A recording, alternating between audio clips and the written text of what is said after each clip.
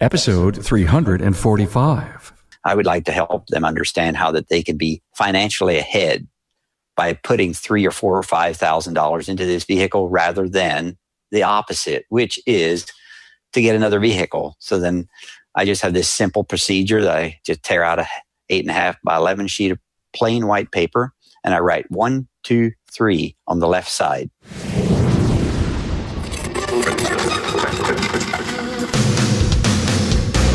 Welcome, aftermarketers, to Remarkable Results Radio. Listen to learn just one thing from today's episode on your journey to remarkable results.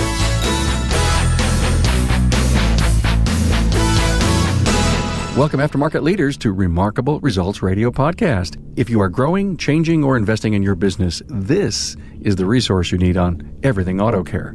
Over 400 collective episodes between the Remarkable Results Radio and Town Hall Academy that you would benefit from. And today, episode 345 with Leon Martin. Hey, if you're staying current with your AMI or working toward your professional designation, go to remarkableresults.biz/AMI and see how listening to the Academy episodes can earn you AMI elective credits. Hey, this episode is presented by Federal Mogul Motor Parts. They support us, and they're the reason you get to enjoy these great aftermarket interviews absolutely free.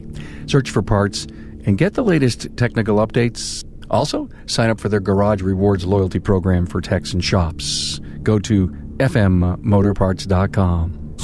Hey, ready for something new? Keep a close eye out for a new podcast to show up in your subscription stream. Yes, it's called For the Record. You'll enjoy a short oration from an industry colleague on whatever is on their mind. The new show is going to allow aftermarket professionals a chance to give you their opinion or even express a rant on a topic or two that they are passionate about.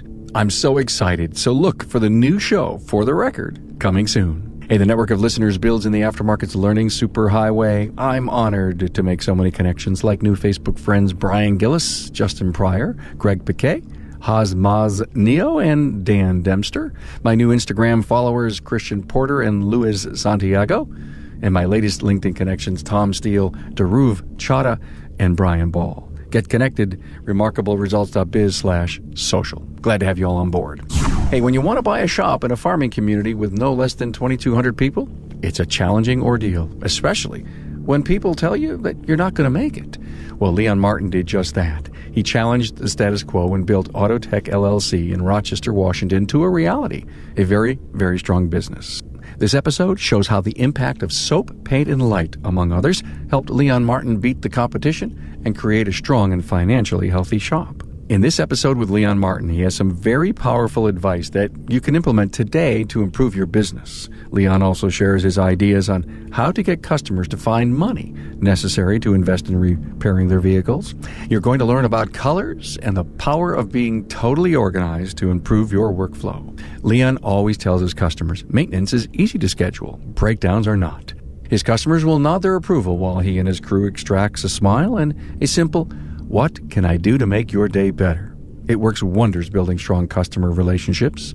Find the talking points and extended bio on Leon Martin at remarkableresults.biz/E345. There is a ton of great takeaways here, I promise.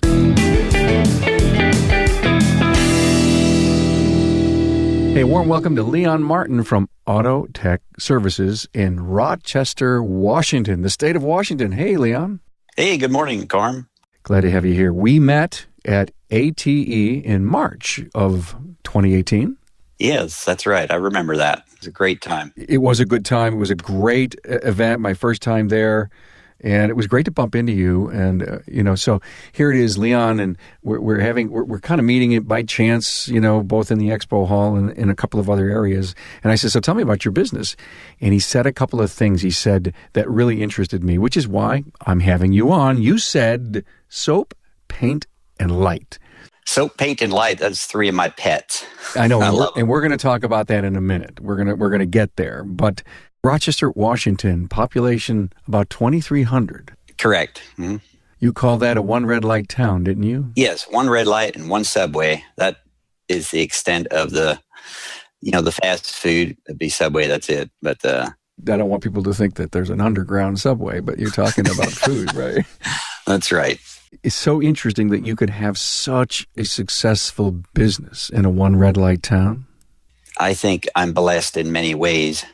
Number one, with my family. Number two, with God blessing whatever happens. And so I give a lot of credit to others and not myself. But I do have a few keys that I think that help to go along with that is soap, paint, and light. I do believe have a large portion in affecting the general public and how they make emotional decisions, because all of us make decisions by our emotions.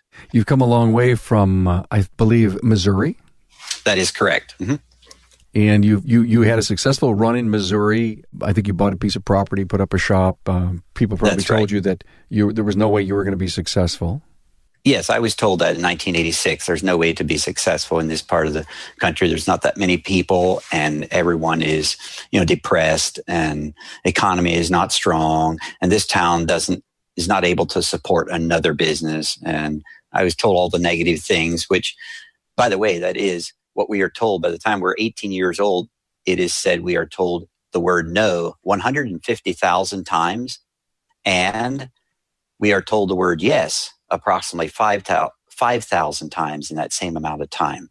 So that ratio is not good for humanity. It's not good for you, Carm. It's not good for me, but we all live with it, and it is the way it is. So it's always easier to get to get forgiveness rather than permission if we're not sure about something. So I'm not sure that that's one of our underlying guidance, but it does seem to work that way. You're so right about that. That's why you're on. I think you could teach us, this entire industry, some really good lessons here. So you were success there. You kind of moved out to Washington State. You had an opportunity to work with a client, a customer, a friend at a shop? That is correct. There was another business that was having some financial struggles, and they reached out to me for some help and assistance, and I tried to point them in the right direction. And through a whole bunch of circumstances, I ended up moving there and actually helping the business. But the very first thing I did was I administered the soap, paint, and light theory to this dilapidated looking building and rundown, dark, wrong color choices, just the whole thing. Soap equals cleanliness. And I have the philosophy that cleanliness is next to godliness, not saying that it's equal to godliness, but I'm trying to say that things need to be clean. Number two, paint. That equals color. So I like to have it well colored, and using the colors. I've studied colors over the years and how it affects emotions. If you have the right colors, it becomes appetizing. Just like the yellow and reds are used in the food industry, you will eat more if you have yellow and reds in your environment and if you have dark blues in your environment, you will eat less. So they have capitalized on the yellow and reds. And I don't know if it's because of mustard and ketchup, but I do know that people eat more if they sit in a yellow and red environment. And this is why the fast foods often employ some of those colors. McDonald's. Thank you. And the word light is just that. It needs to be well lit day and night. So whatever your business is, if it has proper lighting, it goes a long way in helping to make emotional decisions. The interesting thing is that all humanity makes decisions about where they will spend money and do business with based on things before they get out of their vehicle, before they ever even drove into your place, before they called you on the phone. Everything happens before. So when we understand that most decisions are made before, now you can start thinking about your business in a way that, what can I do to help them make a right decision before they call my competition? So that's part of my soap, paint, and light theory, that I think those three things go a long way in helping us to make the right decisions as an environment, as the public. We make right decisions based on some things that are before they know us, before they know there is a Carm, before they know there is a Leon. Leon, let's drill into the before piece. So I'm struggling. Listen, Carm, let's do soap, paint, and light. Work with me, though, on I understand soap I can clean, I can paint, I can put up lights, but talk to me about the before piece. How do you wrap me up before? If we understand that approximately, I'm told it's between 97 and 98% of all financial decisions are made on emotions. That means you put gas in your vehicle so that you do not experience the emotion of not putting gas in. In other words, I don't want to run out. I don't want that feeling. So I will stop before I need to make sure there's enough of fuel in my car. Number two, we could apply that to every aspect. I pay my electric bill so that I don't experience what happens if you don't. I take care of my dog. I take care of my lawn. I do everything by emotions. I spend money on these things because I don't want the side effects if I don't. People spend money on their cars so that they do not experience the side effects of what they believe will be side effects. The side effects of making a wrong emotional decision. So this is why we pay our electric bills, so that we don't get the light bill or the lights turned off. This is why we put gas in our vehicles, so that we don't run out. This is why we stay within the speed limit, so that we don't have the side effects of what could happen if you're a speeder. The list is long. It's very long. People change oil in their cars because their dad told them they should, and his dad told them that they should, and his dad said, you do that. That is basically what people believe is taking care of a vehicle, just changing the oil. And they call it, I've serviced it ever since it's new.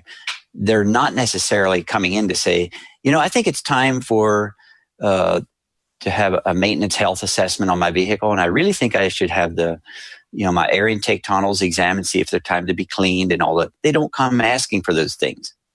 Those are things that we, as the professional service sector of this industry, need to help people understand the side effects of not servicing those things.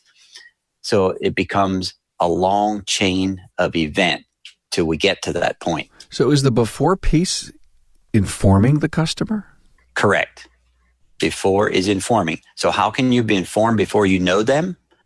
By soap, paint, and light. There is your key. If you can have your property, your position, your facility look right, colored correctly, and well lit, it's one small thing that you can do in the right direction of before, because I've never talked to you. You don't know me. I don't know you. So how can I communicate? With soap, paint, and light. I'm talking with Jonathan Giachelli, a technical product specialist with Federal Mogul Motor Parts. So, Jonathan, how does a service professional get the Guru on the Go van to their shop? There's a couple ways. We do what we call cold calls, where we go around and just visit shops based on geographics. And there's also times where we team up with outside sales reps from other parts distributors and visit the shops on that basis. So I love this. You pull into a shop on a cold call, they see the van, and they're probably excited to see you. Yeah. I've had a couple shops where they've actually have already heard of the Gurus via Facebook or social media. So when I show up, they've already been signed up and taken online classes, and now that the van's there, it's really easy to book a lunch and learn. So you're really an extension of the Garage Guru training centers. Yes, absolutely. So you're all done with your lunch and learn. You spend 45 minutes to an hour. Probably that's all you can really get from a busy, busy shop. What are the technicians saying about your shop visit? Oh, they love it. They thank me, every second I'm walking out the door, and just can't wait for me to come back again. Federal Mogul Motor Parts' Garage Gurus is your go-to source for the vehicle training, technology, and answers you need to keep your next job on track. On-site, online, or on demand, the Gurus are here to help keep your business and your career on the road to success. Visit fmgarageguru.com. You're 2,388. I looked it up. Population in Rochester, Washington. And I think about my shops in a town of 80,000. And, you're probably more prominent on the highway and known in your town versus me with 80,000 people in my town. If no one ever has a chance to drive by my place and see what I've done with soap, paint, and light, how do I inform them and get their emotional before buy-in? Are we using social media? Are we using ads? What are we doing? I'm actually not even on the main drag. So I'm actually at a distance from the main highway, the one and only highway that goes through there, which is Route 12. but you can see the roof of my building from the highway. So I painted it bright Flag Day blue. That is the color of the roof, just for that purpose and that purpose only, so that it stands out. It's a very bright blue, and blue is a service industry type color. All your red, white, and blues are basically mean service. That is why Exxon, Mobil, Amoco, Standard Oil, and all these people have used red, white, and blue for 50 years or more, is because it represents service. It's a place that I can go to get answers. Back in the day, it said, ask us as you travel. That was on their poles. Well, that same concept is burned in the minds of the older generations. The millennials, it doesn't mean what it did back then. It's changed some. However, there's still the very concept of something bright means attraction. So the word blue needs to be bright. There's the dark blues that I see some industries use, and they are not attractive. Dark blue means something that is more like machine shop, or it is something technical. It is something that is very austere, and it is more like the military and things like that. Those are the colors I want to stay away from. Okay, I get it. You're off the beaten path, but yet you've been there for a lot of years. You've got a great business growing, and you do not shy away from the soap, paint, and light strategy. How does it work for me to get known? The before emotional decision in a big town. How would you advise me? In a big town, I would advise you the same thing that I would advise in a small town, and that is well designed and colored is probably the number one thing that you can do before I know anything about you. So that means it's a visual. There's all kinds of marketing with social media and all the other multiplicity of ways you can do marketing.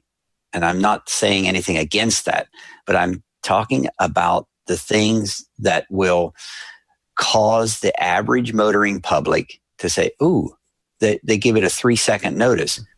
It's the wow factor you're looking for. It's the wow factor that I'm looking for. And anytime someone is glancing to something, that means it caught their attention. In the sign industry, we have a phrase, if I can get your attention 2 to 3 seconds, I got it. It's the same thing with your building and your appearance. If I can get your attention 2 to 3 seconds, I've got it. Because that means they will then study the next 15 seconds. They will actually look at it multiple times as they drive by, because of the first time that took the 2 to 3 seconds, it got their attention, something got their attention, and I'm going to fulfill the rest of my inquisitiveness about that. So when I'm inquisitive about something, I want to get the answer. So when you drive past a place and you see something that caught your attention, you will look at it the second time when you go by, because you only have about 5 seconds to focus on something while driving. So with all the work that you do, I bet you that you give tours of your place to customers. Yes, that is a regular basis. We do approximately 2 to 3 tours per day, and that is part of our whole concept, is giving a shop tour. And after we have a new interested person, which comes, and that's also the first thing they find when they come into the business, is that it's well marked where to park. That is an extreme important thing. Knowing exactly where to park. A welcome sign that says for customer parking here. And I have a strong position in believing there's only three places for vehicles. One is for the new customer to pull up to, or the existing customer. It's called the customer parking area. And then the finished vehicle area. That's all with vehicles backed in, ready to drive out. I don't ever want to have a customer use the word reverse in their mind. That's going backwards. And I think we should, as an industry, try and help our people design parking spots so they can always go forward. So every customer that comes to my place gets to go forward. When they pick up the vehicle, when they drop it off, everything, the whole experience is going forward. And as soon as they drop off a vehicle, I have one of the staff remove the vehicle and put it behind the fence, so to speak. It's out of sight, out of mind, ready for the in progress place. In progress is where I have the largest number of vehicles. The amount that are dropped off, the amount that are delivered in the finish line is about the same. Leon, where did you get this passion for this level of detail and the psychology of your engagement? Is this just you, natural passion? This is how you did it? Did you study this? I think it comes from being restricted. When you live in an area where I live, everything is in restriction. You can't do this, can't do that. It's no, no, no, no, no, no, no, no, no, no, no. It's one of those 150,000 no's that you hear all the time from the county. No, you can't do this. No, you need a permit. No, no, no, no, no. So what can I do that's yes, yes, yes? That's my passion. What can I do that's yes? That you have control of. That's exactly right. That's exactly right. And it just takes very few of those to start turning the tide, so to speak. And now you can start seeing, you know what? This is a great day. And this is a good place to make this happen. And this is a good thing. Let me just say that you're in the nth degree. I mean, you're way up there, X triplicate, whatever. And Leon and I were on the phone, and he sent me some pictures of his place. He not only carries your customer experience to that nth level, the organization inside your shop. I mean, if you're giving tours to people and they see how well-placed equipment is and how clean it is, that's got to go a long way for customer comfort, trust, but at the same time, the production and the efficiency of your team inside is incredible. They do well. Yes, I would say they do well because I don't like them spending and wasting time for hunting, because I think hunting is for elk and deer and quail or whatever your sport is. But it should not be in the daily round of duty. We should not spend time hunting. So I like to have everything in a proper place so that everybody knows where to go to find it. It's nothing that you need to go hunt for. Hunting is for sports, not for efficiency. And I like to also have this concept: don't buy anything until I have a place prepared for it. If you prepare the place first, it's amazing how well that works. And if you do not prepare the place first, you usually end up placing the new purchase. Well, let's see where we're going to put it. We just default for right now. It's on the table, or right now it's on the toolbox, or right now it's in the corner, or whatever. So how many of us could relate to that? And I'm not saying that I've always attained to that. I bought things before I made a place for it, and I suffered for that different times because, well, I know we bought one of those, but I'm not sure where it is. So I love it. It has to have a home. Exactly. Wow. A home. That's exactly right. I love it. It's all about lean, and we've done shows on lean before, and the value that lean brings to a company. Boy, loved the pictures of your shop. Now, you were telling me that Olympia is a town, how far away? It's about 25 miles away. 25 miles. And you have big competition there, they say. That's what the largest dealer network that is there, they said that is their number one competition. They said is my place. 25 miles away. Yeah, it's 20-some miles away. And I felt that that's not a bad thing. I think that's a good thing to know that they felt that I am their competition. They are also good about cleanliness. They have nice dealer facilities, so their soap, paint, and light to me is acceptable. It's very good. Got it. And so that's why they look at you as, if you will, their closest, nearest, most aggressive competitor, because you are running a business very similar to theirs. And it's also because they have lost some of their customers to me for other various reasons. What would those be? Timing belt jobs, just maintenance and service, the 90K services, and that type of thing. They've lost. Is it a different kind of philosophy at the counter? I mean, why would people be gravitating to your place to get those major jobs done? Is there okay, so I walk in. Is my experience in your place better than the dealer? I would say yes. A very adamant yes. The experience should and will be different. You will be made to feel one of the family. You will be given a shop tour. The dealership does not do that. The shop tour is part of the experience of being part of my guests. And that is, I want them to know everything the way we know it. I want to be crystal clear with communication and clarity. I want to make sure that they understand. I will email them the pictures of anything that they see, or that we see, that could be advantageous for them to see.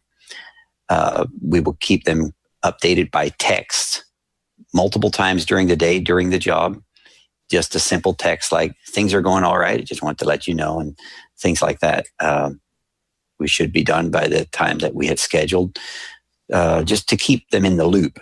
And so we get a lot of comments and referrals about how that our communication is at the top. It's what most humanity wants, is communication.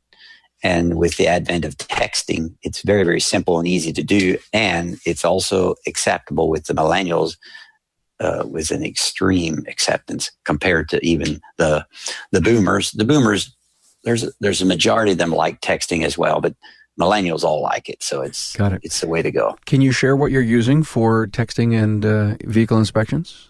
We use auto vitals inspections, and we use the bolt-on texting feature. Okay. So we have some of both worlds. Great companies. Hey, what you described with me a little bit about the customers, do they feel the heart of the business? I want them to feel the heart of the business. And if they don't, then I will probably lose them. But if they do feel the heart of the business, they stick and they stay, and they're appreciative of all that. And that's why you can do the volume that you do in such a small town. Wow. Did you ever hear a customer, a friend, a colleague go to the big conferences and says, you don't understand, my town is just dead?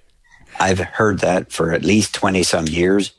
Almost every shop owner I talk to in various states, because I know lots of shop owners all over the United States, I would say in approximately 20 different states that I have connections, and they all basically say the same thing. And Rochester, Washington would be no different.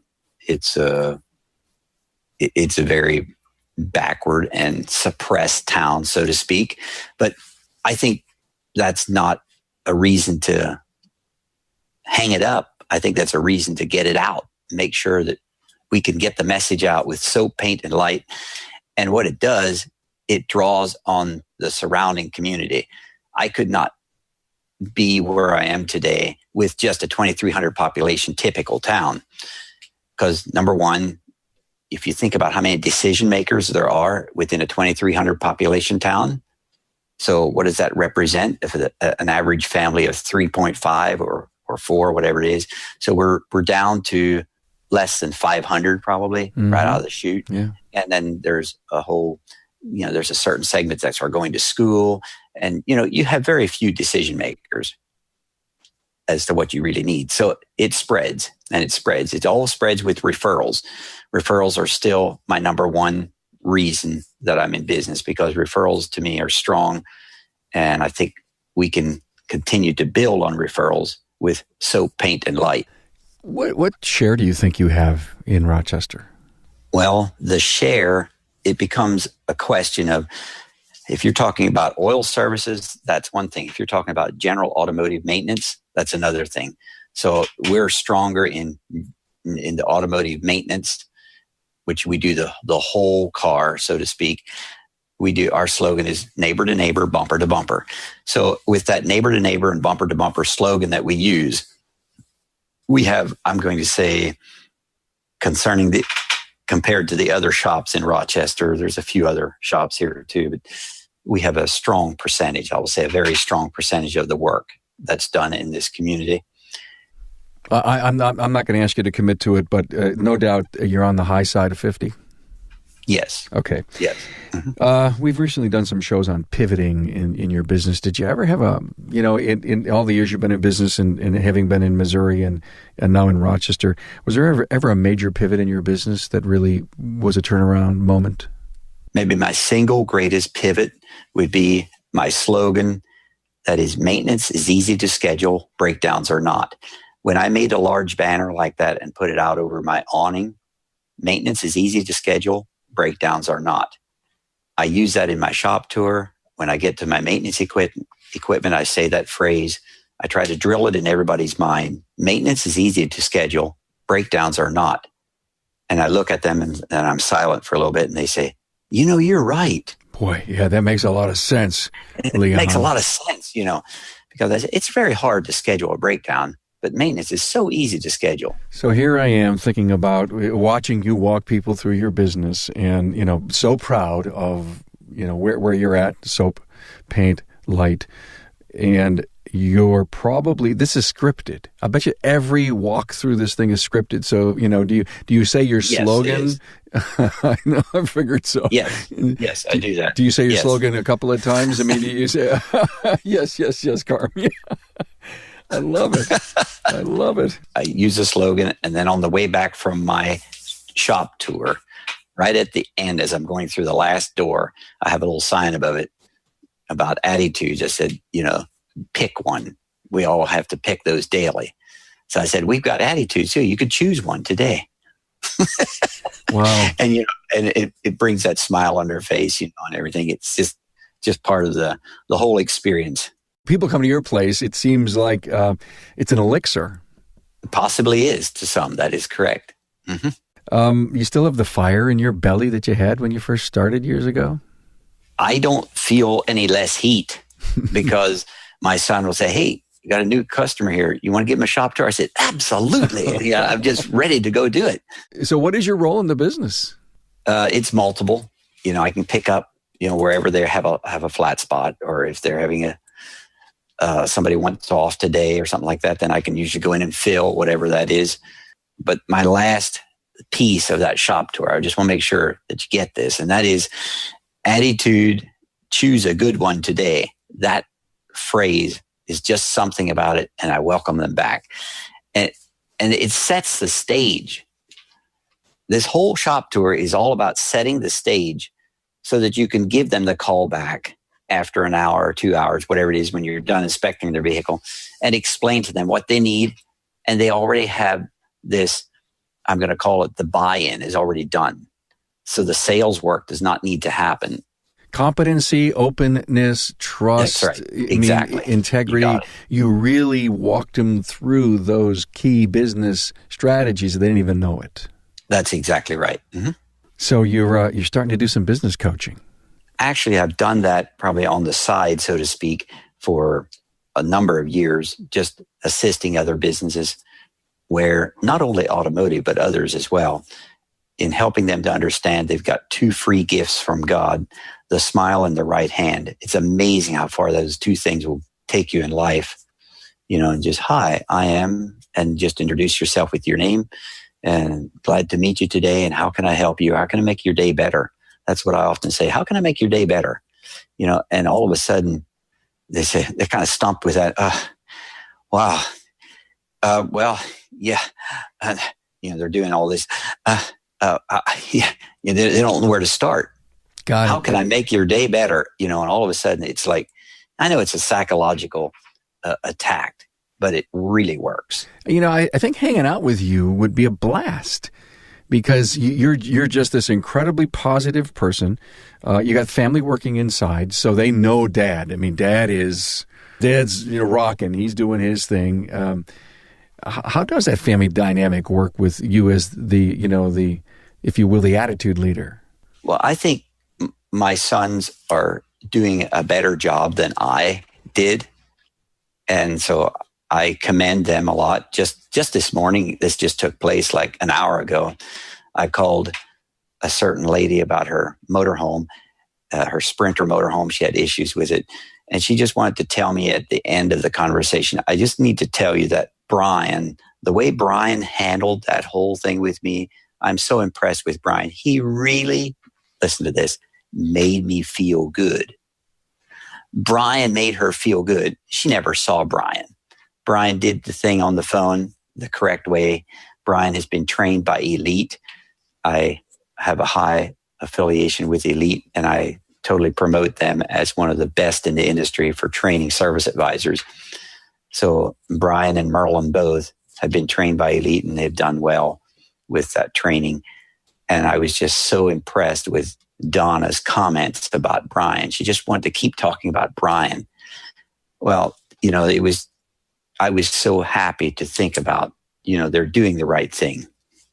And she had her motorhome towed here from almost 200 miles away.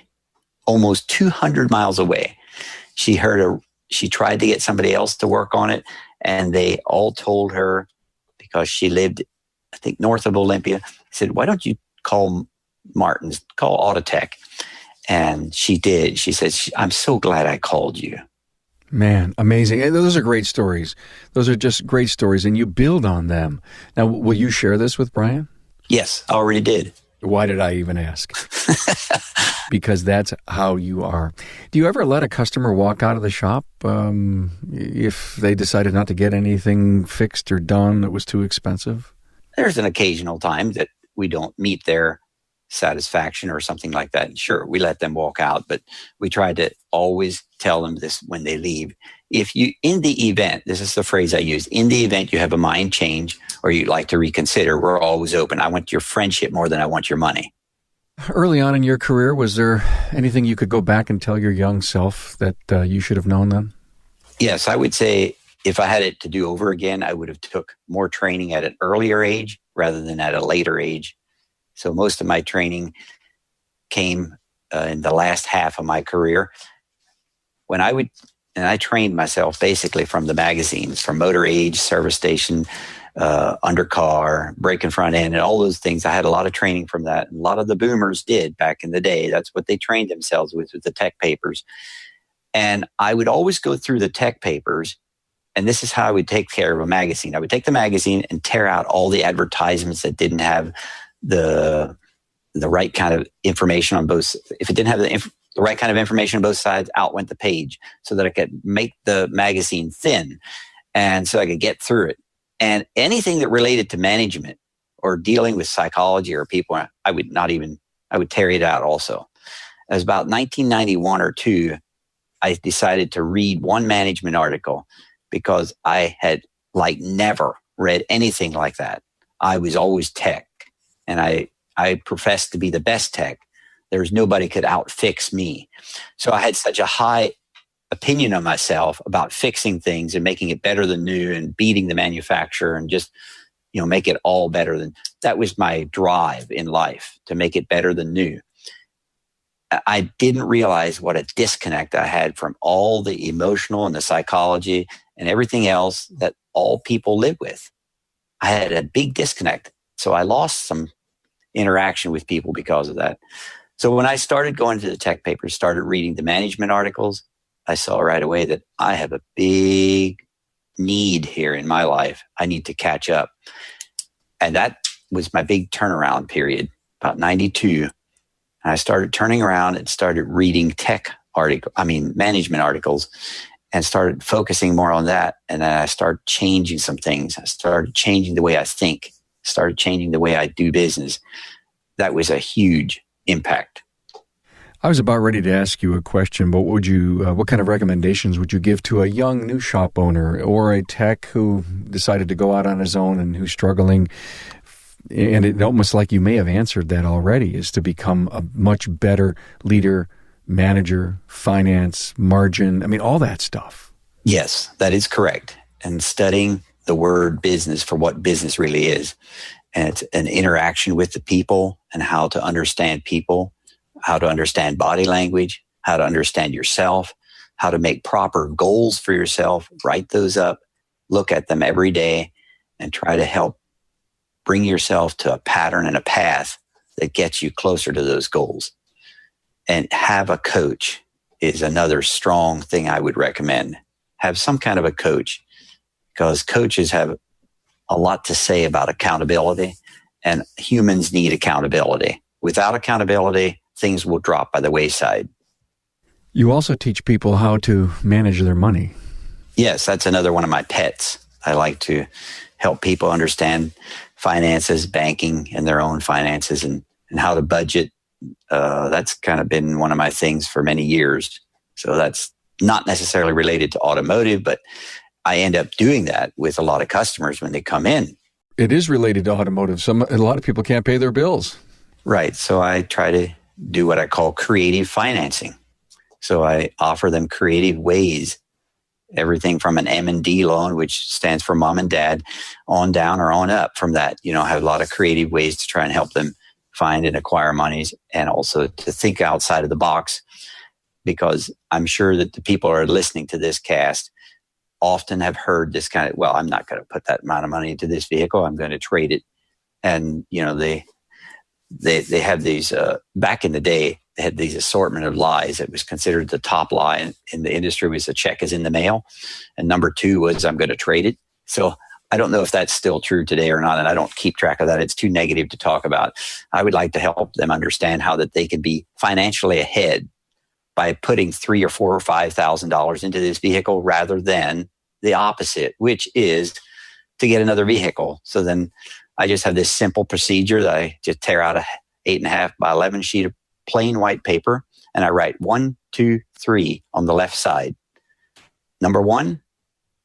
Now let's talk about this, because if you want to really get another vehicle, I'm not opposing that, because my first question to them, the number 1 question I give them very first, right out of the chute, do you like your existing vehicle? This vehicle that needs all this work, do you really like it? Depending what that answer is, if it's a yes or a no, tells me what to do next. If they say yes, then my white piece of paper is the tool.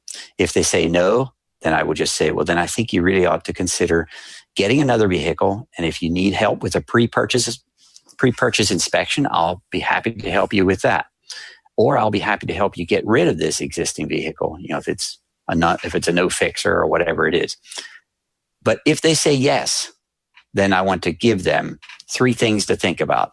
So in my paper that's in front of me, number 1, if you would make another vehicle selection, what would you buy? Brand new? Oh, no. I just buy, several years old or something like that. So I said, let's talk about a realistic number that you would pay for this vehicle. So then they say maybe 20,000 or 10,000 or 15, whatever the number is that they say. I'll go with that number. And then if your state has sales tax, and if it doesn't have sales tax, this doesn't apply. But if your state has a sales tax, then I want them to talk about that sales tax number. So this $20,000 vehicle, and if you have a 9% sales tax, so that is $1,800 goes right beside the number 1. So I said, that is a number of monies that is going to be imparted and will not stay with the value of the vehicle. Oh yeah, I agree. I see where you're going. The state. I see where you're going with this, yes. All right. Number 2, what is the insurance differential in 3 years with this new purchase? Right now, existing old Betsy back here that needs help. Your insurance is how much a year, did you say? And now, what about the new vehicle? What is the insurance on that? There's the shocker. So how much difference is that per year? So you think about $800 a year. Okay, so then that would be $2,400 in 3 years. The reason I'm using 3 years is because I'm going to suggest keeping their vehicle for another 3 years as a minimum. So we'll write down $2,400 beside number 2. That is the difference of the monies that you will impart just to have another newer vehicle. In insurance costs, yeah. Okay. In insurance costs. So now we have this $1,800 and this $2,400 number right here on the paper. And I didn't even get to number 3 yet. So you see how much those 2 together are already? So that's a $3,200 number that you're not going to keep and you're going to give to other people. It will never stay with your vehicle. Do we need to talk about depreciation, Mr. Jones? You know what? I got to go talk to my wife about this. Wow. Or I need to talk to my husband about this. I said, sure, take this paper and just go home and think about it. You can call me if you decide to say yes. By the way, that was 4,200. I'm sorry. Yeah, 4,200. That's okay. I didn't mean to correct you because I was writing this down and doing the math, and I'm thinking, and the repair was only to bring the car up to almost, if you will, new condition, not new condition, but safe condition. Could have been a $3,000 bill. I mean, that's what I was thinking. It was about $3,000 to repair existing Betsy up to a 3-year, and if they like the car, then you have it. So you like the car, and for $3,000, you can actually get another 3 years, plus or minus. Does it make sense? Then I just ask, does it make sense to fix this or not? So why don't you go and talk it over with your spouse or existing, whatever. How often does this work? I would say this works about 95% of the time. It's extremely high. But they're also balking at the fact that it was a $3,000 repair, and they may not just have that money. They may not have enough line on the credit card. Where do you go from there? I have the 6 months same as cash program available in my shop. that's one financial option I have. And then I also have this M&D loan. I suggest that sometimes, mom and dad. And also I have, if this is really important to you, you want to do some checking to see what you can do. And that is probably work the best. That way it helps them to think about what they can do. Doesn't always work, but most times it works. They have another friend or something that I don't even know about, or they have an out-of-state person. I've had so many that have a friend out of state. The friend will call from out of state with his credit card number and fix this vehicle. It has happened so many times for me. The friend out of state, I have no idea who it is. It's an uncle, whatever.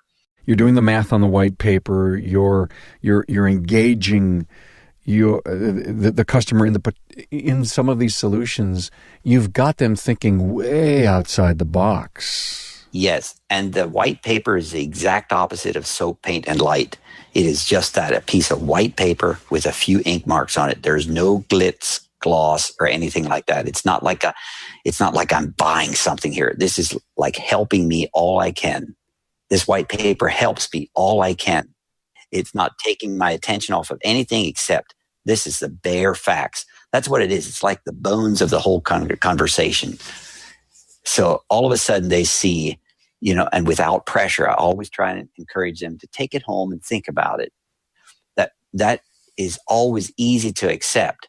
When someone tells you before you make a large decision, why don't you go give yourself a little time? Aren't you really happy to do that? You're happy to walk away from it so that you're not in front of an individual, because in front of an individual means there's pressure. I want them to be without pressure. It's the same way I have them fill out their first time sheet. I always give them first time sheet for first time information to sit down. I said, I'll be back in a couple minutes. I want to make sure my body is out of the way, make them feel as comfortable as they can. Wow, this is so interesting. I think you and I could go on for 2 or 3 hours. Very interesting, good stuff. Any final great words of wisdom that you would love to give to the audience? I think the best thing I could part with is just thinking about how that everybody has a life. Let's try and make it as good as we can for each other. Short, sweet, simple, profound. Yeah. Leon Martin, Auto Tech Services, Rochester, Washington. Thanks for great episode. Just beautiful talk radio here in the aftermarket. If I can help anyone, it's my passion. Cool, thanks. And if you want to get through to Leon, just email me, carm@remarkableresults.biz. Thanks, Leon. Have a great day. Thanks, Leon Martin, for your passion and time to tell your story. This episode will surely impact all shop owners in a positive way. You can only run your course or set sail into a destination when you have a destination in mind and a goal. And along the way, financial viability, great customer service, and a strong business culture. They're the cement for those goals. Find the key talking points, additional bio information on Leon Martin at remarkableresults.biz/E345. Tell a friend about the Aftermarket's premier podcast and share this incredible content library for all aftermarket professionals. Email me, carm@remarkableresults.biz, and I will reply. We'll talk soon. Thanks for being on board to listen and learn from the premier automotive aftermarket podcast. Until next time.